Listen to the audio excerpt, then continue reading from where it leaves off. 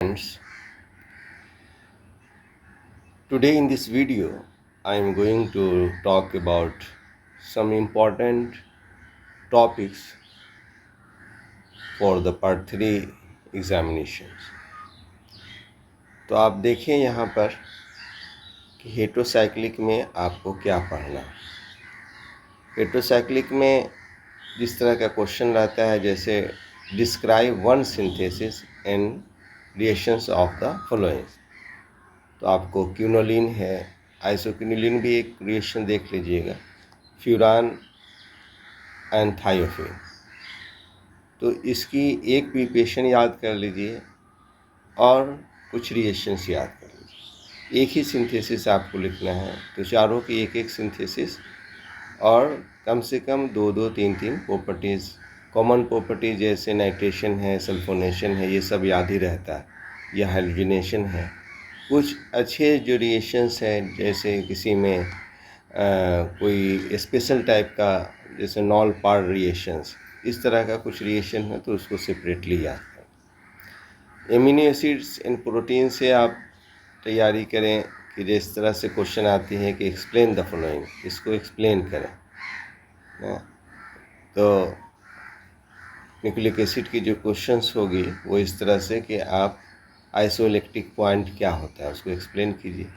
Peptide linkage को आपको बताएगा कि उसके बारे में एक दो लाइन लिखिए या हाफ पेज लिखिए। उसी तरह explain the following with example, जैसे न्यूक्लियोसाइड है, न्यूक्लियोटाइड है, तो आप न्यूक्लियोसाइड और न्यूक्लियोटाइड का एक फिगर बनाकर बता दीजिए कि किसको कहते हैं न्यूक्लियोसाइड और किसको कहते हैं न्यूक्लियोटाइड, TIDE, के में डिफरेंस क्या है। उसके बाद draw the structure of the following, जैसे एडेनिन की स्ट्रक्चर ड्रॉ करने के लिए कहा गया, ग्वानिन का, साइटोसिन का और थायमिन का। तो एमिनो एसिड से इतना कर लीजिए। रिएक्शन मैकेनिज्म से इस तरह के क्वेश्चन रहेंगे, right notes on the following. तो नोट्स रहेगा तो E2 मैकेनिज्म क्या है, SN1 रिएक्शंस किसको कहते हैं और उसकी स्टीरियोकेमिस्ट्री SN2 का क्या होता है ना, SN1 रिएक्शंस और SN2 रिएक्शंस की स्टीरियोकेमिस्ट्री, क्योंकि SN2 रिएक्शन में स्टीरियोकेमिस्ट्री वैलिड होता है, तो आप देख लीजिएगा। हॉफमैन रूल क्या है और एंटी मार्कोनिकॉस रूल क्या है।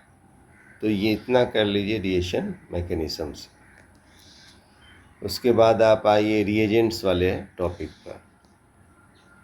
रिएजेंट से आप डायज़ोमीथेन का एक रिएक्शन, जितना एप्लीकेशन सब याद कर लीजिए, सोडियम बोरोहाइड्राइड का, डाइबोरेन का, एल्युमिनियम आइसोप्रोपोक्साइड का, लेड टेट्राएसीटेट का and lithium dialkyl cuprate and osmium tetroxide.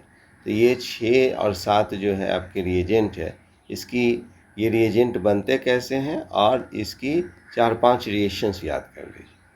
Molecular रिएरेंजमेंट से जो आपका है कि Mannich reaction, Michael addition reaction, Hofmann exhaustive methylation या elimination, Wagner Meerwein rearrangement, Hofmann rearrangement, Beckmann rearrangement, Smith reaction, ये जितने हैं उसकी क्या है मानिक रिएक्शंस, एक लाइन में आपको लिखना है और उसकी मैकेनिज़्म लिखनी है। सभी में विदाउट मैकेनिज़्म नहीं लिखना है। आप रिएक्शन एक दो भी लिखे चलेगा, लेकिन मैकेनिज़म्स रहना चाहिए, मोलिकुलर रिएरेंजमेंट हुआ कैसे।